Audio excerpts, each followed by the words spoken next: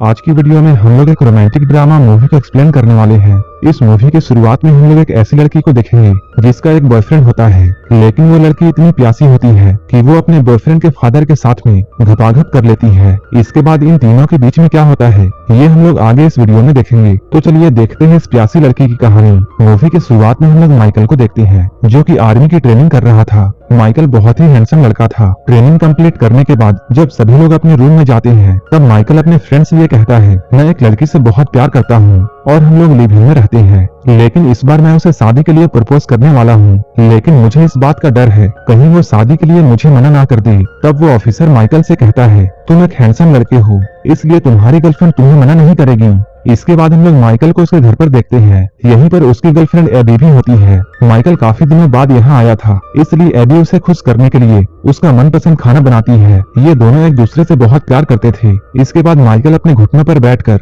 AB को शादी के लिए पूछता है। एबी भी शादी के लिए मान जाती है। ये दोनों बहुत खुश थे और अपनी खुशी को बढ़ाने के लिए ये लोग घपाघप कार्यक्रम चालू कर देते हैं। इसके अगले दिन जब माइकल अपनी ड्यूटी पर जाने वाला था तभी उसे हॉस्पिटल से कॉल आता है कि उसके फादर को दिल का दौरा पड़ा था, इसलिए वो हॉस्पिटल में एडमिट है। ये सुनकर माइकल थोड़ा परेशान होता है और ये बात वो एबी को भी बताता है। एबी उसे अपने डैड से मिलने जाने के लिए कहती है, लेकिन माइकल वहाँ जाने से मना कर देता है और वो एबी को बताता है, मेरे फादर और मेरे बीच में रिश्ते अच्छे नहीं हैं, क्योंकि मेरे फादर को हमेशा पैसों की पड़ी रहती है, इसलिए हम लोग कई सालों से मिले भी नहीं हैं। माइकल की बातों को सुनकर एबी उसे समझाती है, वो जैसे भी हैं लेकिन तुम्हारे फादर हैं, इसलिए तुम्हें उनसे मिलने के लिए जाना चाहिए और अगर उन्हें कुछ हो जाता है तब तुम अपनी पूरी जिंदगी पछताओगे।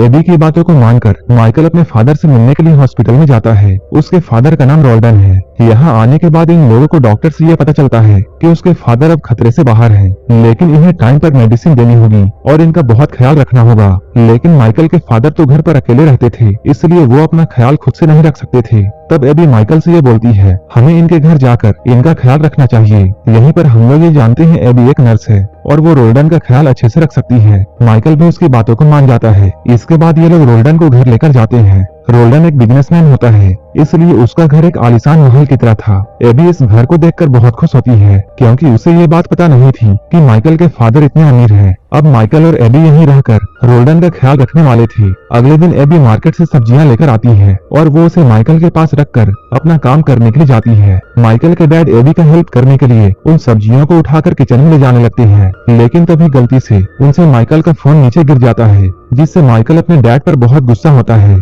माइकल को अपने डैड पर गुस्सा करते हुए एबी भी देखती है। इसके बाद वो रूम में जाकर माइकल से ये बोलती है, तुम्हें अपने डैड से इस तरह से बातें नहीं करनी चाहिए, क्योंकि तुम्हारा फोन तो आराम से ठीक हो सकता है, लेकिन तुमने जो बातें डैड को कही हैं, उन बातों को तुम वापस नहीं कर सकते हो। तब माइकल एबी को ये बताता है, मेरा फादर शुरू से ही बुरा इंसान है। जब मैं बहुत छोटा था तभी एक कार एक्सीडेंट में मेरी माँ की मौत हो गई थी, लेकिन उस वक्त भी मेरा फादर सिर्फ पैसों के पीछे भाग रहा था। उन्होंने कभी भी अपनी फैमिली को टाइम नहीं दिया। एबी कहती है, तुम्हें इन बातों को भूल जाना चाहिए, क्योंकि ये बात पुरानी हो चुकी है। मैं तुम्हारे साथ एक फैमिली बनाने वाली हूँ, इसलिए अब हम लोगों को साथ में रहना चाहिए। इन सारी बातों को रोल्डन भी सुनता है। एक बार जब माइकल अकेला बैठा हुआ था तभी रोल्डन उसके पास आकर अपने किए के लिए माफी मांगते हैं। वो कहता है, मैं तुम्हारी माँ से बहुत प्यार करता था, मैं तुम्हारी माँ के जाने से बहुत दुखी था, लेकिन उस वक्त मैं अपने काम में इतना बिजी था कि तुम्हें मेरा दर्द नहीं दिखा। मैं उस वक्त बहुत सारे पैसे कमाना चाहता था ताकि मैं अपनी फैमिली को एक अच्छी लाइफ दे सकूं। ये सुनकर माइकल को भी अपनी गलती का एहसास होता है। इसके बाद वो रोते हुए अपने पिता को गले से लगाता है।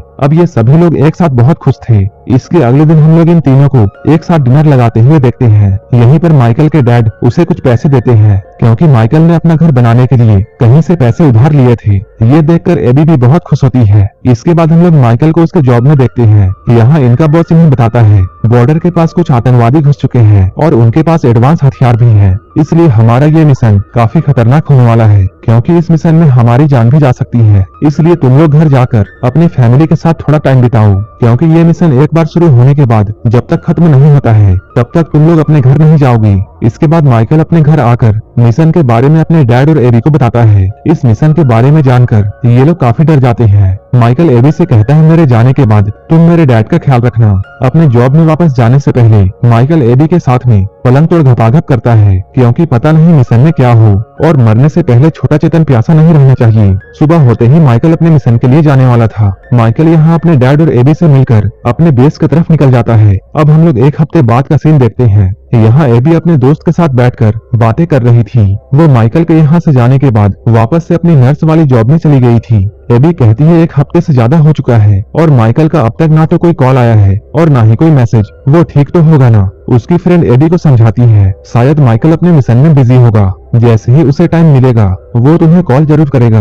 ये दोनों अभी बातें कर ही रही थी तभी एबी के पास में माइकल का कॉल आता है, लेकिन माइकल किसी जंगल में होता है और वहाँ नेटवर्क ना होने की वजह से इनकी बातें अच्छे से नहीं हो पाती हैं। लेकिन एबी ये जानकर बहुत खुश थी कि माइकल बिल्कुल सही सलामत है। यहीं पर एबी के पास में एक कंपाउंडर आता है। वो एबी को बहुत पसंद करता था और वो माइकल को धोखा नहीं देना चाहती थी, इसलिए वो उसे मना कर देती है। इसके बाद हम लोग एबी को घर की सफाई करते हुए देखते हैं। तभी उसके घर में एक माया नाम की लड़की आती है जो कि रोल्डन की गर्लफ्रेंड और उसकी बिजनेस पार्टनर होती है। माया यहाँ पर रोल्डन से एबी के बारे में पूछती है। रोल्डन बताता है ये मेरे बेटे की होने वाली वाइफ है। इसके बाद रोल्डन माया को लेकर ऊपर वाले रूम में जाता है। ऊपर रूम में आने के बाद ये दोनों इंटीमेट होते हैं। रोल्डन दिखने में तो बूढ़ा था लेकिन वो अंदर से जवान था। इसके साथ साथ वो एक नंबर का ठरकी भी था। इसके अगले दिन जब एबी और रोल्डन नाश्ता कर रहे थे तभी माया यहाँ पर फिर से आती है क्योंकि माया को इस बात का शक था कि रोल्डन और एबी का चक्कर चल रहा है और वो बहू बहू कहकर उसके साथ पकड़म पकड़ाई खेलता है। जब रोल्डन को ये बात मालूम चलती है तब वो माया को अपने साथ ले जाकर ये समझाता है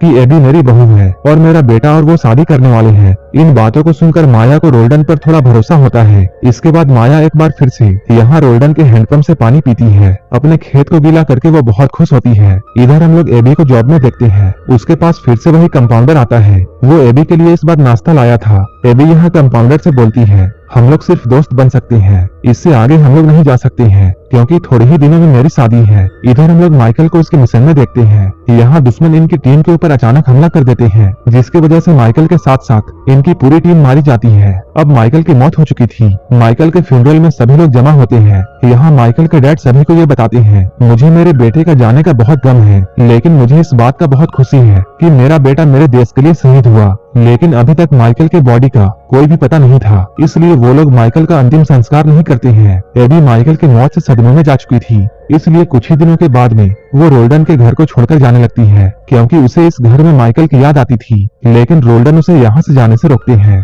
क्योंकि रोल्डन ये सोच रहे थे कि एबी अभी बहुत सदमे में है, इसलिए वो कहीं अकेले जाकर कुछ ना कर ले। इसलिए वो एबी को यहीं पर रुकने के लिए बोलता है। रोल्डन की बातों को सुनकर एबी कुछ दिनों के लिए यहीं पर रुक जाती है। एबी यहाँ रुक तो गई थी लेकिन वो हर वक्त बस माइकल की यादों में खो रहती थी। एक दिन एबी माइकल की याद में बहुत ज्यादा ड्रिंक कर लेती है। इसके बाद रोल्डन उसे उठाकर उसके रूम में लाते हैं। एबी बहुत नशे में थी, इसलिए उसे रोल्डन में माइकल नजर आता है, इसलिए वो रोल्डन को सेड्यूस करने लगती है। लेकिन रोल्डन को ये सब अच्छा नहीं लगता है क्योंकि वो अपने बेटे की वाइफ को नहीं पेल सकता है, इसलिए माइकल के डैड यहाँ से ले जाते हैं। सुबह में जब ये दोनों लोग नाश्ता कर रहे थे तभी एबी रोल्डन से कल रात के लिए माफी मांगती है। तब रोल्डन कहते हैं रात को जो भी हुआ तुम इसे भूल जाओ। अब धीरे धीरे काफी दिन बीत चुके हैं और एबी अब माइकल के सदमे से धीरे धीरे बाहर आ रही है। वो अब रोल्डन के साथ काफी वक्त बिताती है क्योंकि इस घर में उन दोनों के अलावा कोई भी नहीं था। एक दिन जब ये दोनों लोग एक साथ बैठे हुए थे तभी रोल्डन यहाँ पर एबी को माइकल की बचपन की तस्वीरें दिखा रहा था। इन फोटोज को देखते हुए माइकल के फादर इमोशनल हो जाते हैं। तब एबी उन्हें संभालती है। इसके बाद वो उन्हें रूम में ले जाकर उनके साथ इंटीमेट हो जाती है। इसके बाद अगले दिन हम लोग इन दोनों को देखते हैं। ये दोनों एक दूसरे का खाता खोलकर बहुत खुश थे। तभी एबी के पास में एक कॉल आता है जिससे उसे ये मालूम चलता है कि माइकल अभी भी जिंदा है और वो एक हॉस्पिटल में एडमिट है। माइकल के बारे में सुनकर इन दोनों को समझ में नहीं आता है खुश हुआ जाए या दुखी। इसके बाद एबी और रोल्डन आर्मी हॉस्पिटल में जाते हैं जहां माइकल एडमिट होता है। यहाँ इन्हें ये मालूम चलता है माइकल को दुश्मन ने बहुत टॉर्चर किया था। जब उन लोगों को ऐसा लगा कि ये मर चुका है तब उन लोगों ने इसे जंगल में फेंक दिया जहाँ किसी अनजान आदमी ने इसकी मदद करके इसे हॉस्पिटल में एडमिट किया जिससे इसकी जान बच गई। इसके बाद ये लोग माइकल को अपने घर लेकर आते हैं। यहाँ माइकल का बिहेवियर पहले से काफी अलग था क्योंकि दुश्मन ने माइकल को इतना टॉर्चर किया था कि उसे अभी भी वो टॉर्चर याद आ रहा था, इसलिए माइकल अब हर छोटी बात में गुस्सा किया करता था। कुछ दिनों के बाद में जब माइकल और एबी अच्छे से बातें कर रहे थे तभी माइकल को दौरा पड़ता है। और उसे ऐसा लगता है जैसे उसे कोई देख रहा है और कोई उस पर हमला करने वाला है। ये देखकर एबी ये समझ जाती है कि माइकल धीरे धीरे पागल हो रहा है। सामने जब माया रोल्डन से मिलने के लिए आती है तब वो देखती है रोल्डन अपने फोन में एबी के साथ में ली हुई सेल्फीज को देख रहा है, जिससे वो समझ जाती है कि रोल्डन और एबी का चक्कर चल रहा है, क्योंकि उसे तो पहले से ही शक था। रोल्डन माया से इस बात को छुपाने के लिए बोलता है ताकि ये बात उसके बेटे तक ना पहुंचे, लेकिन माया को इतना गुस्सा आया था कि वो माइकल के पास में जाकर ये सारी बातें उसे बता देती है। वो कहती है तुम्हारे वाइफ का चक्कर किसी लड़के के साथ में चल रहा है।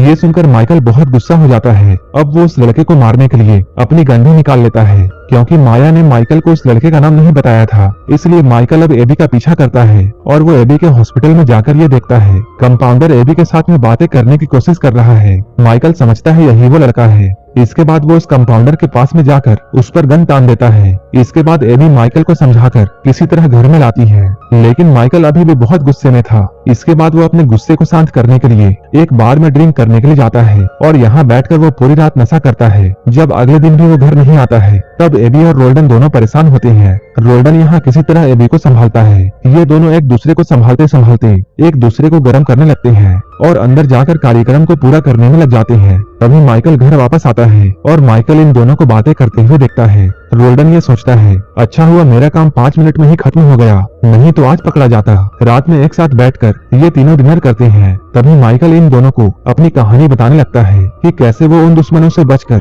बाहर आया था। तभी माइकल अपना गन निकालकर एबी और रोल्डन के ऊपर तान देता है, क्योंकि अब माइकल को उन दोनों के अफेयर के बारे में सब कुछ मालूम चल चुका था, क्योंकि माइकल ने उन दोनों को साथ में देख लिया था। एबी और रोल्डन यहाँ माइकल को समझाने की बहुत कोशिश करते हैं, लेकिन माइकल किसी की नहीं सुनता है। माइकल मारना तो इन दोनों को चाहता था, लेकिन उसे इतना गहरा सदमा पहुंचा था कि वो अपने आप को ही मार लेता है और यहीं पर ये मूवी खत्म हो जाती है। आपको क्या लगता है इन तीनों में से गलती किसकी थी? कमेंट में जरूर बताएं।